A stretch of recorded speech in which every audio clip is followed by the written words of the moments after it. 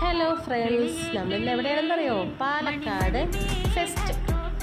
സൂപ്പറാണ് കേട്ടോ. നമ്മൾ പോയിരുന്നു, അടിപൊളിയാണ്. കുട്ടികൾക്കും മുതിർന്നവർക്കും എല്ലാവർക്കും ഒരുപോലെ എൻജോയ് ചെയ്യാൻ പറ്റുന്ന ഒരു സ്ഥലം.